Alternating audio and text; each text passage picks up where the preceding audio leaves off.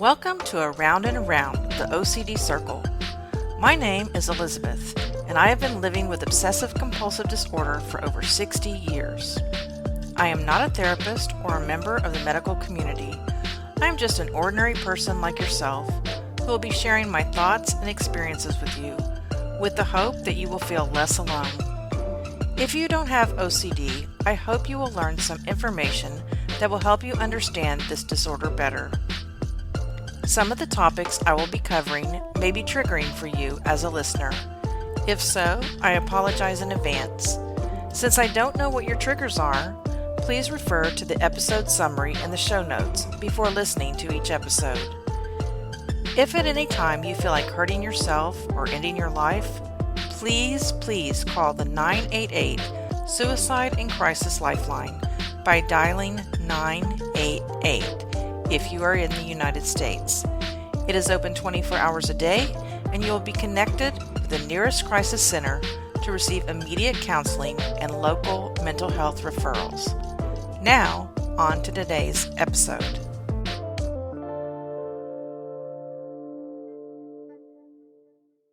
Welcome back, everyone, to Around and Around the OCD Circle podcast. I want to remind you that this podcast now has a Facebook page where we can discuss OCD with others who live with this disorder daily. The link is below in the show notes, along with my other social media links. Today's show is the conclusion of my conversation with Jaimi McPeek, where we continue diving into the topic of self-love. If you haven't listened to parts 1 and 2, I invite you to do so. You may remember Jaimi in previous episodes where she shared her OCD story. She is the founder of the mental health awareness movement, Flip of a Coin. During today's conversation, Jaimi and I discussed the following self-love topics: overcoming self-doubt and insecurities, the role of gratitude, self-love and mental health, expressing self-love creatively, embracing change and growth, learning from setbacks, and self-love and personal values. You can reach out to Jaimi at one of her social media accounts, which are listed below in the show notes. I hope you enjoyed today's episode and that it helps you feel less alone. Next one is overcoming self-doubt and insecurities, identifying and challenging negative self-talk, strategies for overcoming self-doubt and building confidence. Yeah, I feel like we address this with the affirmations and the stoicism and all, but let me see. Identifying and challenging negative self-talk. Do you still have negative self-talk, Jaimi? Oh gosh, yeah. Yeah, okay. Of course. Mm-hmm. Of course, but it's definitely nowhere near as frequent. Mm-hmm. Nowhere near as frequent. And when I do have the negative self-talk, it doesn't last as long. I'm usually, I'll go through a period where I'm like, oh my gosh, I don't say this funnily. I say it because I genuinely feel it in the moment, like, oh my gosh, I hate myself. And then, maybe a half an hour go by and I have to calm down a little bit, but it's like, no, I don't hate myself. I'm okay. I'm fine. It was just, I didn't like what happened in that moment, but that's okay. So yeah, I definitely still deal with negative self-talk. And I think anybody who's really human and is going to deal with some form of negative self-talk. And then of course, depending on if you have OCD or anxiety, that may get exacerbated. But I think exactly what this bullet point says, identifying is the first step in overcoming the negative self-talk, is identifying that you are being negative towards yourself and really ask yourself, is this helpful?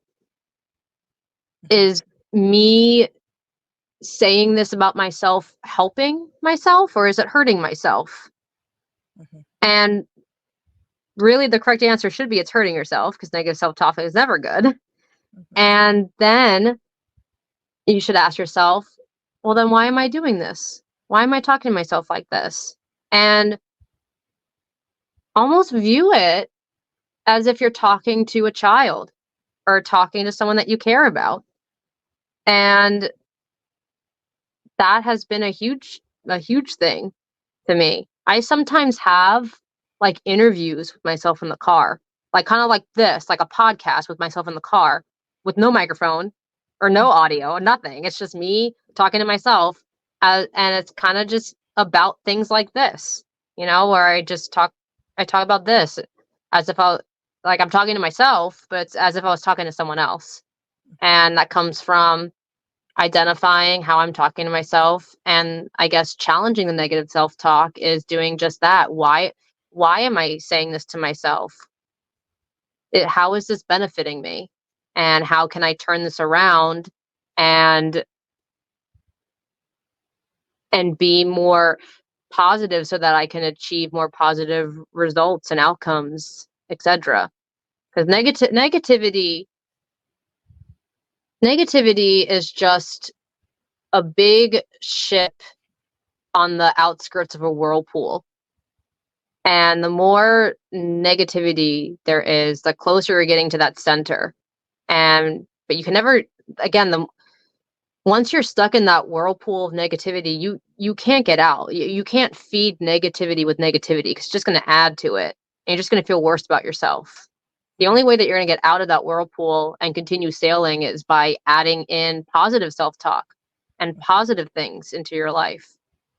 And I think that is a huge strategy for overcoming that, which is that next bullet point, strategies for overcoming self-doubt, is that, again, as hard as it may be, because if you do have such negative feelings about yourself, which, believe me, I understand, that was my whole childhood. As hard as that may be, the only way to counteract a negative is with a positive. Mm-hmm. And if you're not at a place where you can find that within yourself just yet, then that's where, you can reach out to a friend, a family member, a therapist, someone that you trust to talk about with. But over time, with enough practice, you will be able to find that within yourself too. Mm. And that is huge with overcoming that. And as far as the building confidence, again, that's all a part of everything we've been talking about over time, of just being kinder to yourself and being nicer to yourself, so your confidence will go up, and ironically your self-esteem will go up, but it comes from within and not from outside. Right. And I would suggest that if you have self-talk, negative self-talk, you find it's happening over and over, that you develop an affirmation with that to counteract it. Yeah, that's a great one. I think I may have mentioned this in the last episode, but I'm trying to think of how to word it. But my mom had taught me this growing up, that when I have a certain thought, like an OCD thought, when I have like a certain thought that pops into my head, immediately think of something else. Immediately. So, like, for example, growing up at starting at age 6, which is a super young age to be thinking about this, but I was terrified of death. Like, death freaked me, and I was 6 years old. Like, I was so young, but I was terrified of dying. And I remember I would have breakdowns, like, and I felt like I was dying in these breakdowns because I was so scared to die that I felt like I was dying. And it was bad. These were some of the scariest breakdowns I've ever had to date, because they were so intense. And I had them for ages like 6 through 9, I want to say, was when they were really, really, really bad. And my mom had taught me to, whenever I think about death, immediately think about something else. Doesn't matter what, just immediately think about something else. And now, basically from ages 9 through present day, whenever that thought of death pops in my head, my brain has become so used to immediately thinking about something else that thought pops away and is replaced by something else. And it's really cool how you can train your brain to do that. So that's also something else that you can work on too. If you have negative self-talk, you can immediately replace it with a positive. Mhm. And so let's say,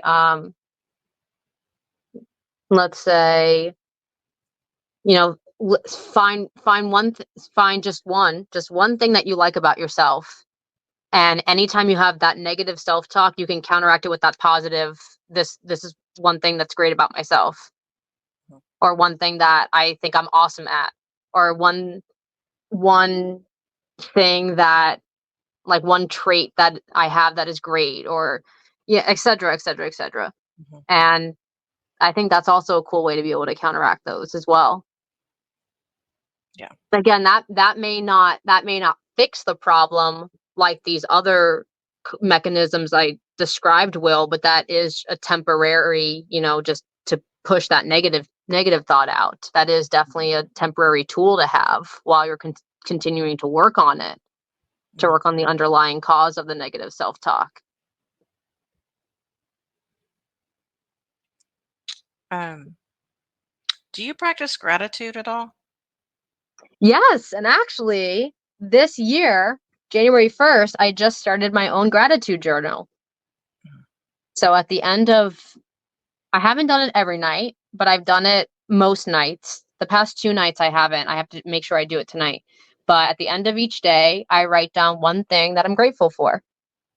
And that can be something that I'm grateful for, myself, like my health or my determination or my passion, or that could be something that I was grateful for that day. Like, I had a really great day out with my friend on one day in January, and I wrote down, I am grateful for the amazing time I had with my friend today. So Mhm. that can be really whatever you're grateful for that day. And my goal with that journal is, at the end of the year, I'm going to look back at my year and look at all the great things. Mhm. And it just takes like 30 seconds at night. The past 2 nights, I totally haven't done it. I have to do it tonight. But I'm going to write down what I'm grateful for. I'm probably going to say this podcast, grateful to be able to talk on this podcast. But yeah, no, gratitude is so important. Mhm. So important, because again, it goes back to that whole perspective and everything. There are so many things that we take for granted. My gosh, there are so many things that we take for granted. And that is one thing that the pandemic really helped me realize. Don't take your health for granted. Don't take your family for granted. Don't take being able to socialize with friends and go out with friends for granted. Don't take those things for granted. Don't take going outside for granted. Don't take breathing in fresh air for granted. It's so many things that you can be grateful for all around you. Can you walk on 2 legs? That's amazing. Not everyone gets to do that. Can you see fine? That's amazing. Not everyone gets to do that. And just little things that we just go about our daily life just like, oh yeah, it's like to be expected. But no, it's like, again, not everybody has the privilege of being healthy and having all their limbs intact and having, perfect whatever. And even going a step further, not everyone has access to clean water or to fresh air or to a roof over their head or to fresh food in their fridge. Not everyone has that. So just really taking a moment and realizing, like, are the things I'm worrying about really that big of a deal? Mhm. And that's where the gratitude can just come in. And gosh, I mean, gratitude has saved my life. Seriously. Focusing on that has saved my life. Mhm. I've done it different ways. I've done it in my planner at the end of the day, a space for me to write down what I'm thankful for. I've also done it like on a 2-page spread for the whole month. And so I've just got them in all different places, first of the month, second of the month, but I've got them all over so that I can look at the entire spread for the entire month of Hmm. what I was grateful for instead of just reading Yeah. them day by day. And when you lay them all out, when you see 30 to 31 things from the month that you were grateful for, it's amazing. Yeah, absolutely. That's also a very good way to do it. I love that. Mhm. Yeah, You just don't definitely. realize until you see 30 Yeah. things sitting there staring at your face and like, wow, you know, I'm so blessed. I'm so lucky, however you want to say it, that I have all these things that I'm grateful for. And gosh, when you get to the end of Even the the tiniest things. yeah, yeah. And Yeah. then by the end of the year, you have about 365 of Right. them to look I know. over, and that's Right. great. That's I know. amazing. Would have to put a Yeah. mural on my wall to do that, but Yeah. Yeah, but okay. gratitude is so important. So important. Uh well, this next one is self-love and mental health. I Hmm. think we've covered a lot of these already. The connection between Yes. self-love and mental well-being, Yep. seeking professional help and resources when needed. Yes. And again, I'll tell my listeners, if you're looking for a counselor and you don't click with the first person that you meet, it's okay to change. 3, 4, 5, however many times you need to change, there's nothing wrong with that. You've got to find the person that you click with and who you feel like you're benefiting from, because like I've said in the past, Mhm. I went to counseling for 11 years with a wonderful woman. She was as sweet and kind as she could be, but I got nothing out of it for 11 years. And I was just thinking, "Oh, she's so nice and she agrees with everything I say," but she didn't help me, you know? Absolutely. So, Very well said. be with someone who challenges you. Mhm. Find someone who challenges you. Find someone who gives you choices. You have the situation. This is what my counselor does. This is why I've been with her for 20 years. She gives me 3 or 4 choices. Which one are you gonna pick, Beth? Try it. Come back. Did that work? No. Okay, we'll pick a different one. She gives me Mm. choices. It's not like you have to do it this way. There's so many different things you can do for different situations. Absolutely. Anything you want to say about self-love and mental health before we move on? Honestly, no, because I feel I mean, we've all talked this about ties in. yeah, we've talked about a lot of this. Yeah. Expressing self-love creatively, using Yes. creative outlets like art, writing, music to express self-love, incorporating creativity and self-discovery and self-expression. I love this because there are so many cool ways to get creative.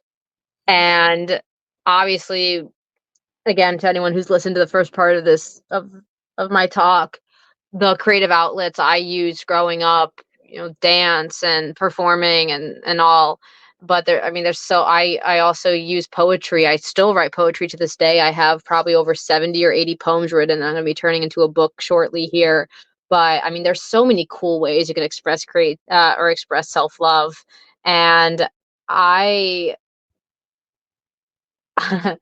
I like doing this thing when I meditate. That is a very creative thing that you can do anytime, really, any place. You don't have to be meditating to do it.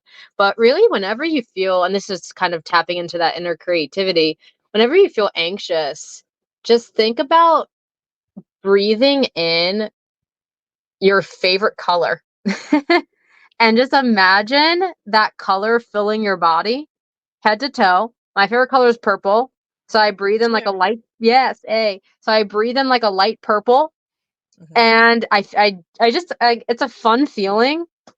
And then when I breathe out, I'm breathing out, like black and like, the anxiousness, the anxiety, that color. I'm breathing out the gunky stuff. And mhm. then, but that's something, and I can't take full credit for that. That's actually something I learned when I was about 5 years old with my psychologist. Um, but I never forgot it because it was something so unique and something I still have not heard to this day whenever I've listened to anything about self-help. But it's something that really helps. And that's something, and again, that's just like a little like tap into your creativity and really using your imagination. Or, there a lot of times when you meditate, there are visuals you can use, like having a ball of light and seeing that light go through your body. But there's so many ways that you can play off that and use that to express self-love and self-expression and self-discovery. And you can find, I don't know, you can find some cool things when you kind of let go of expectations of how self-love should look like. Again, it doesn't always have to be I'm doing the perfect yoga pose or I'm making this masterpiece of art. through my express, like, no, it can just be something simple like getting spicy with your breathing techniques, you know? It can be so many things. And I think that's where you can add that playfulness and then almost like that inner child, and really see what makes you happy and what clicks with you and resonates with you. Whether that's a color or a song, or if you're a sensory person, you like to, feel things, and whatever it is, honestly. Mhm. This isn't really creativity, but you reminded me. I have meditated with Deepak Chopra in person probably 3 times, Mhm. and the way he gets your meditation started is you pretend that you're smelling a red rose, Mhm. and boy, you know how strong a red rose smells. Yeah. You can really imagine that going through your nostrils. Mhm. It really, Absolutely. it really does. It really does the trick. Yeah. Yeah. I'll have to try to breathe in some purple. It's cool. I don't know how to explain it. And maybe that doesn't help you, but at least for Mm. me, that's helped. My But granddaughter has decided her purple's her favorite color, so hey, I'm glad I that we love it. shared that. Yeah, I've done a lot of creative things in the past to just kind of let it all out. I've painted, I wrote a novel, um, I would crochet things, but I would make the pattern myself. Like I would just say, Mhm. I want to crochet something, I'll just make it up. You know, um, anything that relaxes me. Yeah, You know, and again and poetry. again. Oh, sorry. I've done poetry Mhm. all my life. I've written poetry. Um, yeah, that's great. Yeah, and again, kind of like what you're saying with the therapist or the professionals, if one thing doesn't work for you, try something else. Yeah, And your the journey of self-love is your journey is not going to be same as mine. It's not going to be same as Beth's. It's not going to be same as anybody's. It's your own journey. So experiment and get creative and get playful with it and see what you can come up with that really helps you. It's not always going to be, like I said, that picture perfect yoga pose. It's right. it's not it's And the not always important that. thing is to make the time Yes. because you deserve that time, and it's important. Yes. And to say I don't have time, you got to make some time because Mhm. you're important too. You know, Yourself is a priority. So it really again, should be. It yeah. really should be. Yeah. People And always. I mean, I know when I think of, like I'm thinking right now of my daughter, she's got 2 kids. They both have strep throat. She's got a 9 to 5. There's all these things happening, and I'm sure she's like, I don't have time. You know, there's got you've got I've been helping, telling her you've got to make the time. You got to, That, yeah. when the baby's napping, you need a nap. You know, Mhm. you've got to make it a priority, or it will never happen. Mhm. You will not do it. And here's the thing, for things that you care about, you do make time for. Right. You do. So, and it's okay if right now you feel like you don't care about yourself, but you have to make that time, and then I promise you, because the journey of self-love is so powerful, and again, it may take some time, you will get to that place where you don't even have to make time anymore. Like, it will just be a part of your routine. It'll be a part of it. And that, again, is very powerful. I used to view yoga and meditation and affirmations as like a chore, something I had to do, but I knew that it was important, so I made sure I did it. But now, I mean, I look so forward to doing it, and I feel so good when I do it. And whenever I have a day where I can't do it, like for example, if I'm sick and I can't do my yoga, I feel it. I feel it in my mental health. So, yeah, even if you make time for the things that you care about, and even if yourself right now isn't a priority, it will become one because you will realize that yourself is a priority. and it should be a priority. Yeah, and I would say look at the things you're spending your time on now. How Yeah. much time are you on social media? Yes. Oh my How gosh. much time Yes. are you playing games on your Yeah. phone or your Yeah. Xbox or watching a TV show? Absolutely. You know, cut That's a cut some of that out that's a and great point. replace it with something that's actually benefiting you. Absolutely. You know, I'm not saying that it's not relaxing to it is relaxing to sit and watch a show or play a game. It is, but you know, just consider cutting that time down and adding Mhm. something new to Absolutely. your schedule that is Yeah, that's a really equally or really great more point. beneficial in a different way. You know, relaxing is different than working on yourself. I mean, Yes. Oh my gosh, yes. there's a lot to say for relaxing, you know. I love to relax, okay?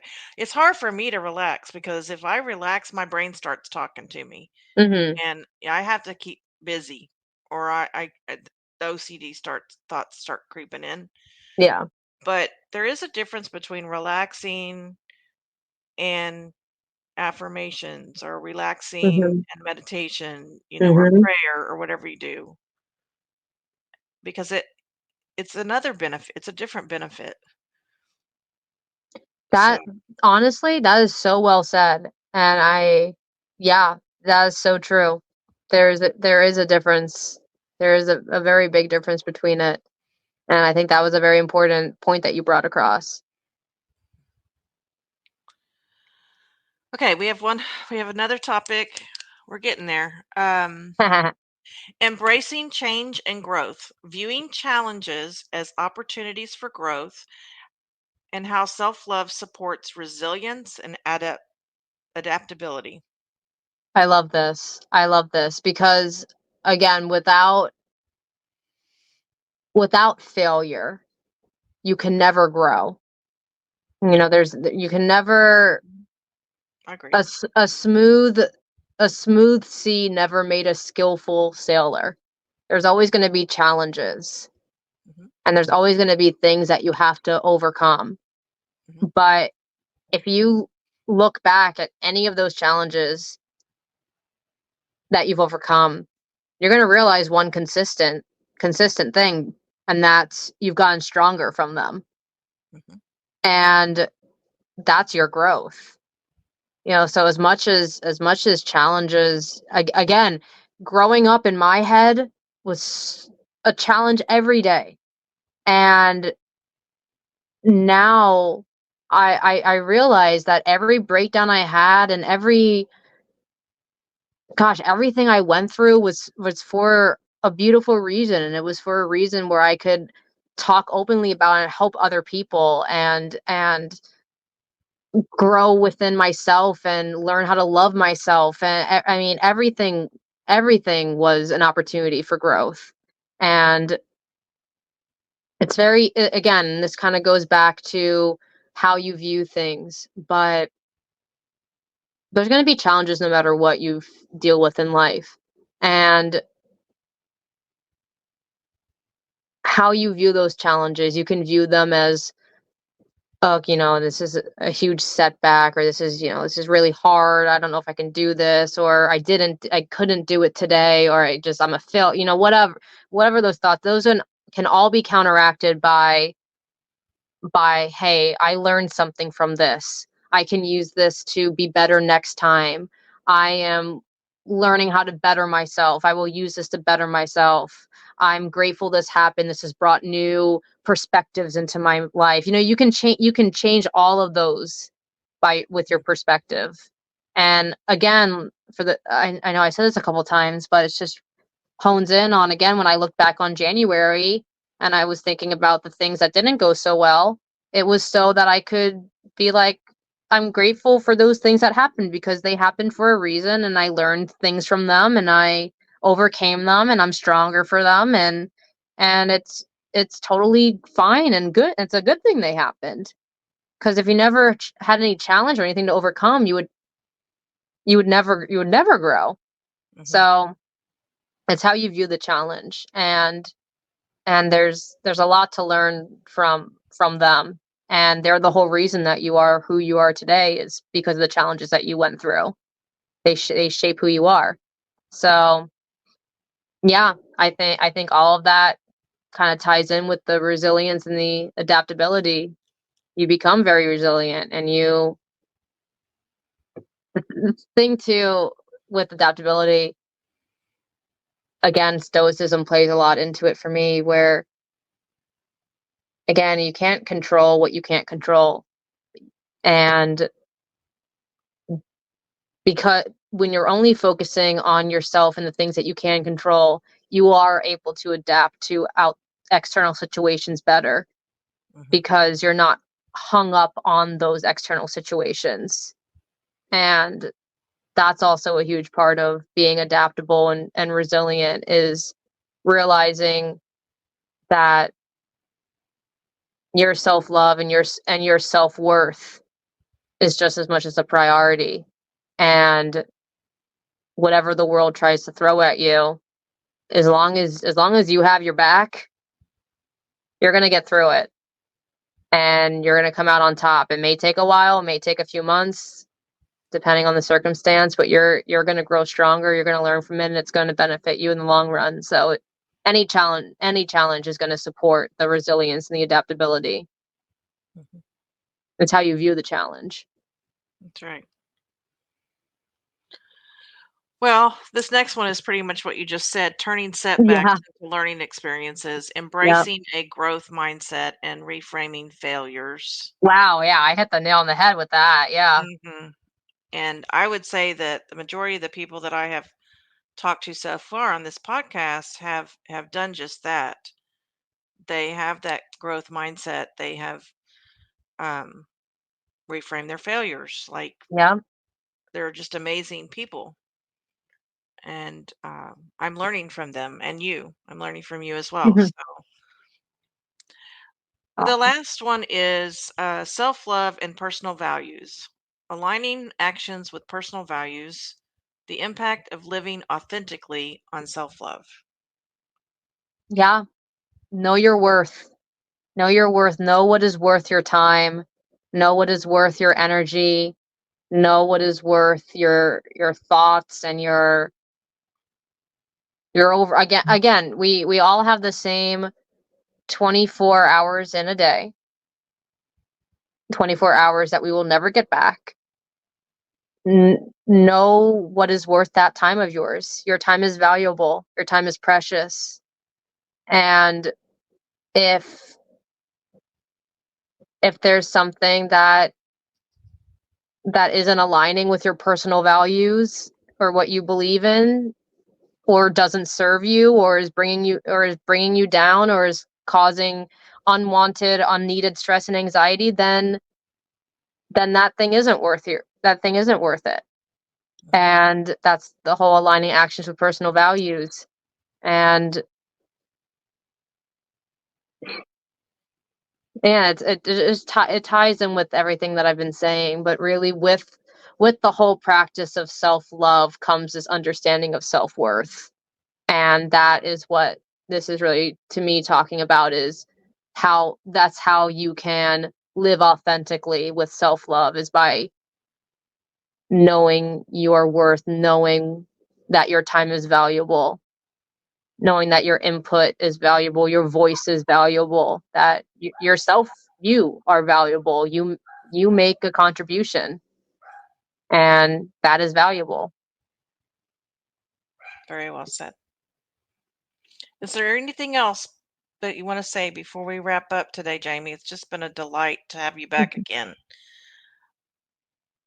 I think the last thing that I'll say is that, again, the road to self love and self acceptance and self worth,